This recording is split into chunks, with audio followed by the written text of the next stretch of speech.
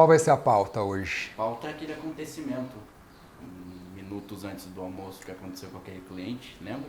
Lembro. Que você poeticamente projetou uma frase que vai virar um café com trigo.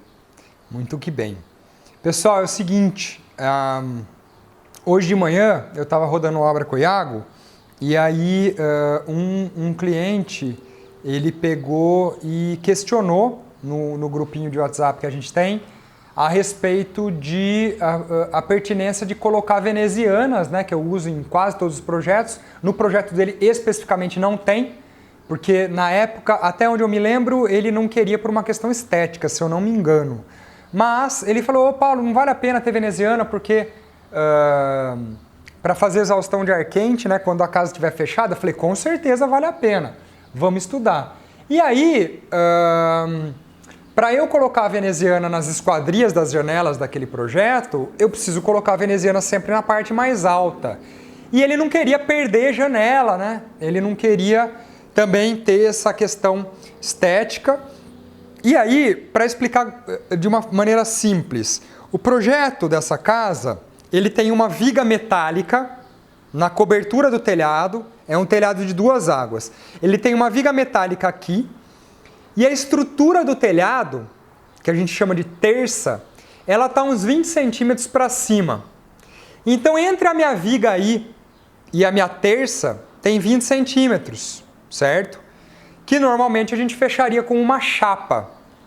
E aí esse cliente perguntou, não dá para encaixar uma veneziana nesse vão de 20?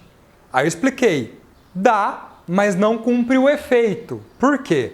Porque, horas, se eu tenho a minha viga aqui, o meu telhado aqui, e eu vou colocar a veneziana aqui, eu não posso esquecer que o forro de madeira vai estar faceando a viga por baixo. Então, se o forro ele está aqui embaixo e a veneziana está em cima do forro, não haverá comunicação do ar desse cômodo com a minha veneziana de exaustão, uma vez que eu tenho um forro entre eles. E aí esse cliente perguntou, mas e se a gente fizer aberturas no forro de forma a possibilitar a comunicação do ar do cômodo através do forro para chegar na veneziana? E aí eu respondi para ele uma frase que o Iago estava do meu lado, ele achou interessante, eu até anotei. Você tem aí anotado? Sim.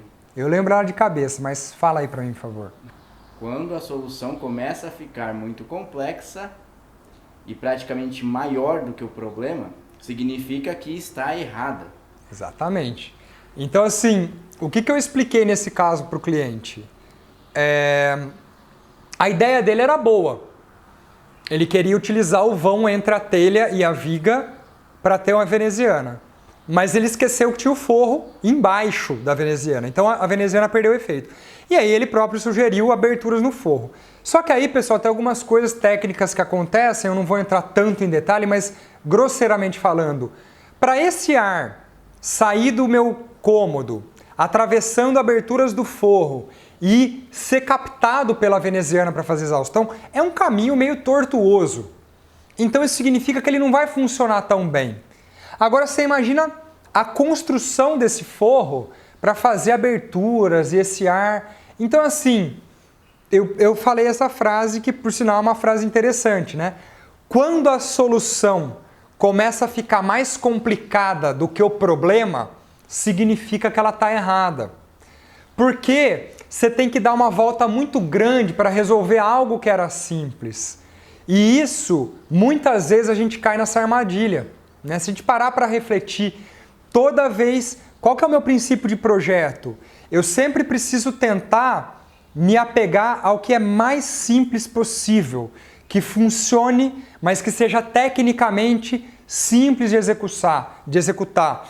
Então, toda vez que eu tenho uma solução muito complexa, quer dizer que ela vai ter algum tipo de problema, muito provavelmente. Então, se a solução ficou muito complexa, pode ser que ela seja maior do que o problema em si. Então, eu tenho que esquecer o que eu estou fazendo, dar um passo para trás e pensar novamente numa solução simples, que é colocar a veneziana abaixo da viga, abaixo do forro, no lugar onde ela tem que estar, que é com a comunicação direta com o meu ambiente, onde de fato vai estar aquele ar eventualmente aquecido para que eu faça a exaustão natural. Então, em cima desse ocorrido, né, vale a pena a gente gravar esse vídeo para alertar você que é arquiteto, estudante de arquitetura, que é a maioria do nosso público. Toda vez que você tem um problema e a solução é muito grande, muito complexa, tenta parar, dá um passo para trás, pensa de novo a origem do problema e tenta resolver da maneira mais simples possível. Sempre tem maneira simples de resolver. Se você está tendo dificuldade, eu vou te dar uma dica de ouro, que é a seguinte. Desce do salto, esquece que você frequentou faculdade e pergunta para algum profissional de obra, pedreiro, ajudante, serralheiro. Pergunta para o cara que está ali com a mão na obra. Fulano, o que você faria para resolver isso aqui? Vocês vão se surpreender com as respostas que vocês vão obter. Porque normalmente essas pessoas são muito práticas, né?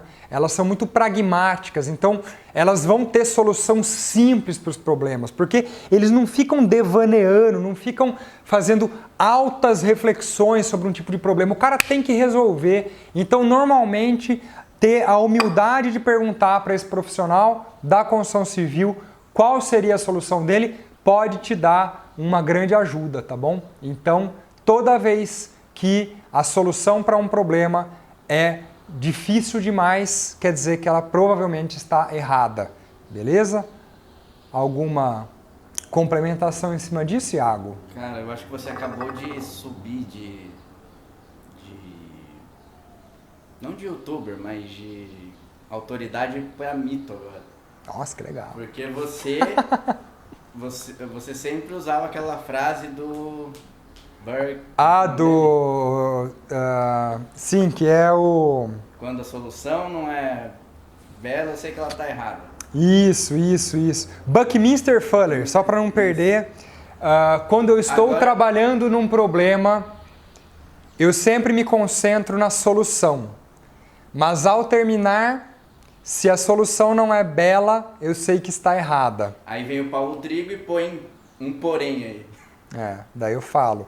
Quando você está resolvendo algum problema e a solução se torna maior do que o problema, quer dizer que ela está errada. Muito bom. Essa vai ser o prefácio do livro Arquitetura da Felicidade. Ou Arquitetura de Evitar a Infelicidade. Então é isso, pessoal. Se você tem dicas também de coisas a serem evitadas, né, como essa aí, né, para você não ficar com soluções muito complexas, normalmente soluções... Aliás, tem uma coisinha rápida que eu lembrei aqui agora, né, que é uma história verídica, até onde eu sei.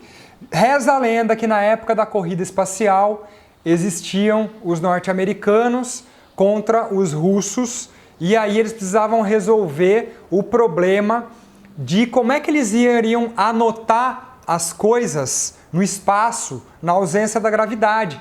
E naquela época utilizava-se a caneta tinteiro. Então a caneta tinteiro, se você for escrever no papel, a tinta ela vai sair voando por aí. Essa mesma história é contada para quem vai escrever coisas no espaço e para quem ia escrever coisas embaixo d'água, tá? E a tinta não pegava. Aí o norte-americano inventou a caneta esferográfica, porque daí a tinta tá encapsulada lá e aquela bolinha segura a tinta e tal. Então era uma tecnologia nova e aí embaixo d'água tinha uma outra tecnologia. E aí veio o russo, Iago, e fez o quê? O que ele precisou usar para escrever? Lápis. Então, às vezes você não precisa de uma solução para resolver um problema. Você tem que simplesmente resolver o problema. E o lápis, ao que me parece, tanto no espaço quanto embaixo d'água, ele escreve o grafite. Então, com esse exemplo, eu deixo a reflexão aqui para vocês. Contem algumas histórias, aí vocês já passaram por coisa parecida e a gente se encontra num próximo vídeo. Até lá, um abraço.